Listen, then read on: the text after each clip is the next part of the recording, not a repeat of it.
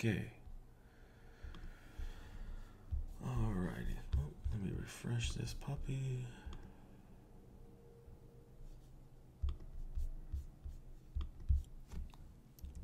Why are you being foolish? Oh, because I'm not even clicking onto it. That's why. Here we go. Alrighty. It was updated in March 14th, 2018 by Alicia McDermott. Alright.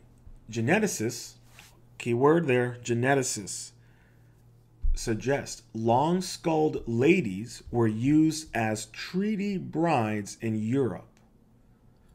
You heard that right. Okay, here we go.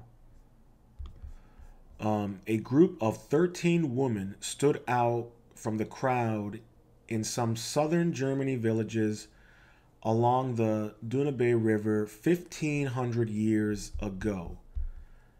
Their DNA suggests they came from another region and they were physically distinct from the norm in the area at the time. The most interesting feature was the women's skulls, elongated for some unknown purpose, which a German scientist thinks indicates a specific role the women were meant to play in the villages. Science Mag reports the tower-shaped skulls caught the attention of anthropologists and popular geneticist Joachim Brugger from Johannes Gutenberg University, Mainz, Germany. I am very impressed with myself right now. My Hooked on Phonics is killing it.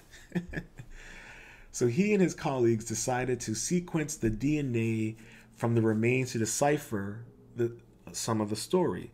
According to National Geographic, the presence of the elongated skulls has puzzled researchers for some time. Scholars know that skull modification took place among the Huns in Southeast Europe at the time, but it's an odd discovery made in Bavaria.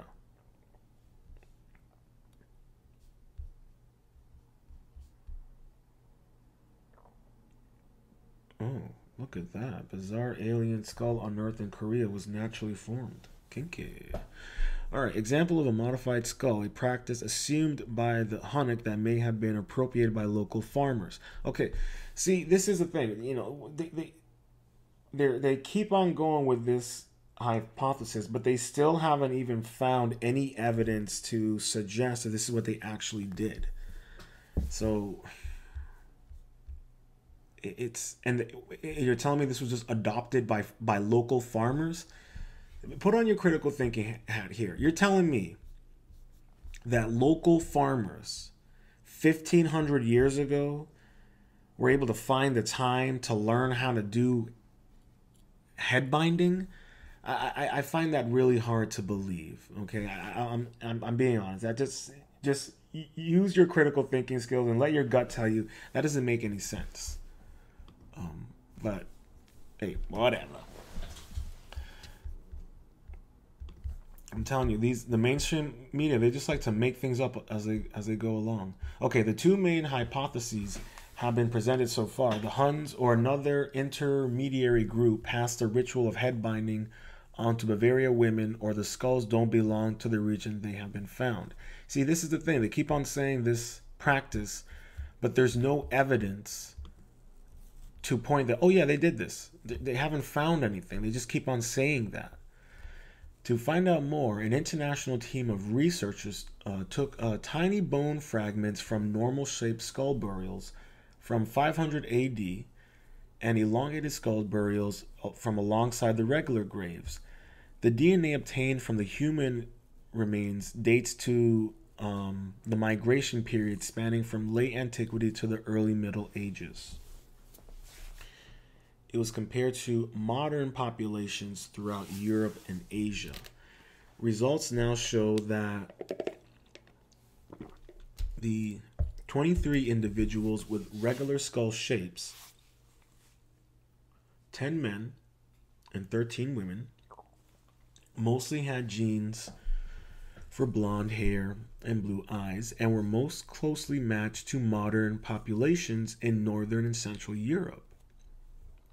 However, The DNA associated with the elongated skulls shows that they belong to 13 women who had genes of darker hair and eyes, and most similar to modern populations in southeastern Europe.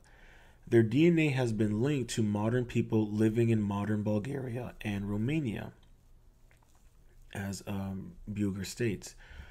Archaeologically, they are not that different from the rest of the population. Genetically, they are totally different. This is a young woman in traditional dress at a religious ceremony in Romania.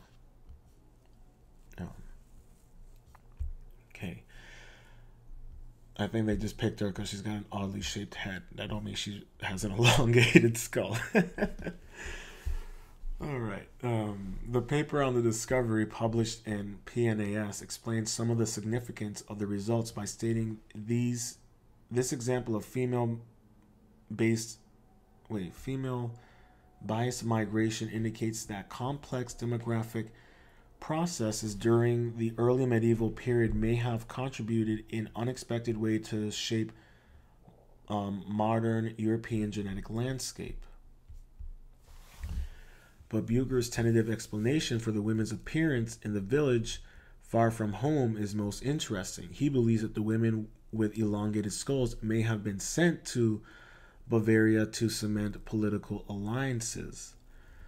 The small numbers of the elongated skull women in each of the villages may indicate that they were in distinct political realms, where the women may have been seen as desirable for marriage with the village leaders due to their unconventional appearance. Buger admits that the foreigners may have caused some surprise in small villages. They are exotic women with exotic skulls coming to these boring foreign places. Culture clash. I guess. Elongated skulls have been a subject of curiosity. The biggest question people have is usually why ancient cultures around the world follow the practice of artificial cranial deformation. In many cases, scholars believe it was a deliberate ritual involving binding babies' heads to create a longer shape. Most researchers suggest the practice was used to set high-status members of society apart from others.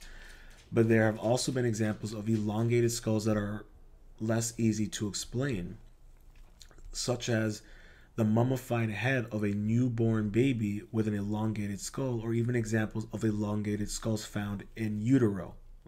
What was I saying? What did I say? I was saying, like, this whole head binding theory, they have not presented any actual evidence to any actual head binding. I see we have another guest in the live stream. Please hit the like button if you would so kindly. Thank you for stopping by. We are talking about elongated skulls and the connection to the U.S. bloodline. It is pretty wild.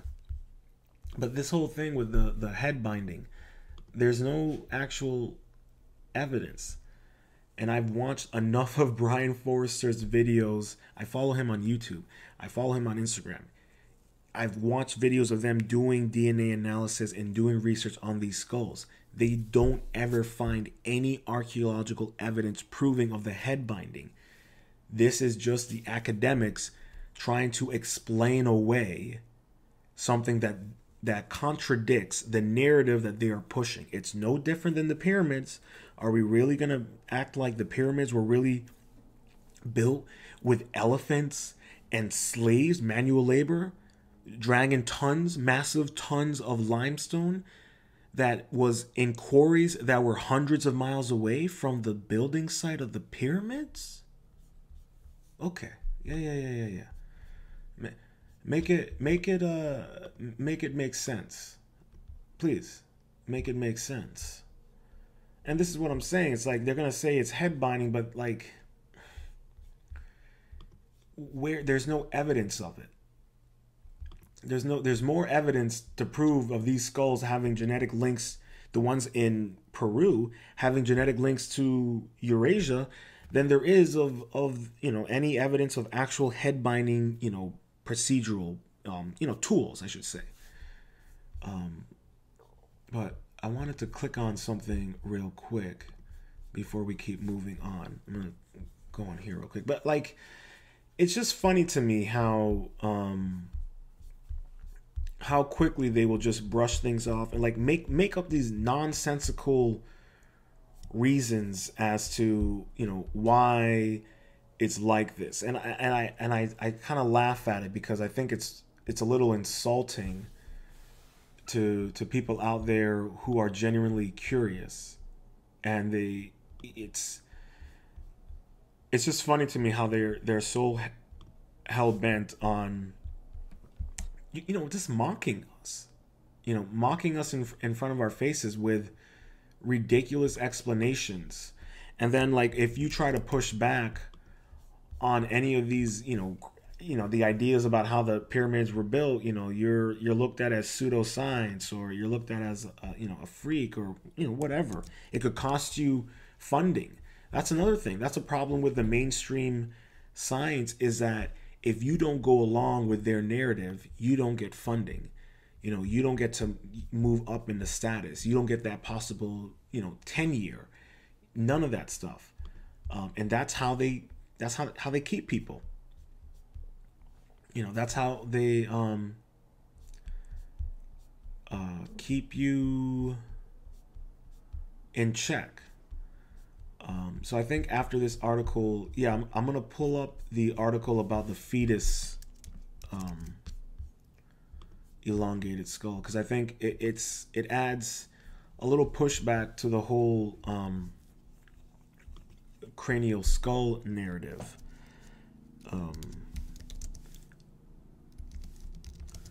Because you know, and I'm all about using your critical thinking skills here. I'm a big believer in using your critical thinking skills, and also, you know, being self-aware that we can't always necessarily trust, you know, what the mainstream, you know, voices are saying. I think the past 3 years have been a pretty clear indicator that you can't necessarily trust everything they say. And especially when it comes to our history. I think that is something that is extremely important. All right, so, okay, we talked about the elongated skull found in the utero. I pulled that up, so after this article, we'll check out that. Okay. All right. Got helicopters above. Apologies for the sound. Painting by Paul Kane showing a Chuanoka child in the process of having its head flattened, and an adult after the process. I don't know. I'm still finding it a little hard to believe, but I will let you guys make that decision for yourselves. Regardless of the reason behind the cranial deformation of the woman who died in Bavaria, there is also debate firing up against them having been used as treaty brides. Israeli Herskovitz, an anthropologist, Israel? Yeah, Israel. An anthropologist at Tel Aviv University in Israel who specializes in ancient human anatomy is one of the contenders against Burger's explanation. He told Science Mag, "This is one of the strangest things I've ever read. I don't buy it." Yeah, I don't. Yeah. Hersovitz's argument is twofold. First, he argues that it was unlikely that a number of women to have been sent out of their homeland at the same time simply to create political alliances. And second, he doubts that the skulls were intentionally elongated.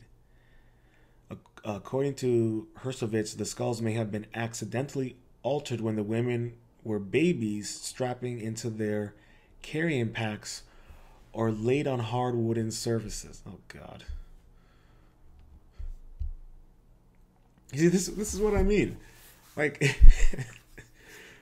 like, even that doesn't make any sense. And this guy's an ancient he specializes in ancient human anatomy. I'm like, that doesn't make any sense. But I digress. In defense, Buger points out that no village had many women with elongated skulls, and it would be an extreme coincidence if all women with elongated skulls just so happened to also have a different ancestry from the rest of the population.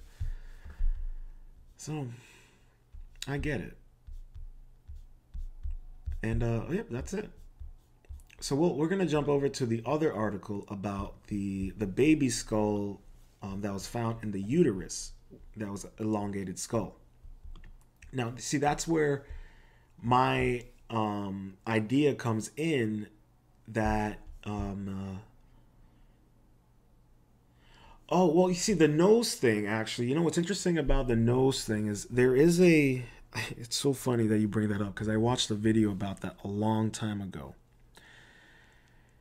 And I think it's during the time where they were changing from being a from having from being like a poly religion to like having multiple gods to having one singular god. You know, spoiler alert, you know, that's also where, you know, same idea of Christianity, you know, Horus, Christ, but anyways. But yeah, there's a weird a correlation with that, and I can't remember why, but they were saying that it ties into who that man was, and he was, let's just say, he was a problem to the new narrative that was being built within Egypt. And that's what's interesting about, you know, there was, you know, at one time you had northern Egypt and you had southern Egypt, and, you know, they were at war. I don't know too much about it, but I do remember that them bringing up that they're still not necessarily sure as to who he is, but they know that he just, you know, he pissed off the wrong people in terms of his rhetoric, from what I remember that they were explaining in the video. Okay, here we go.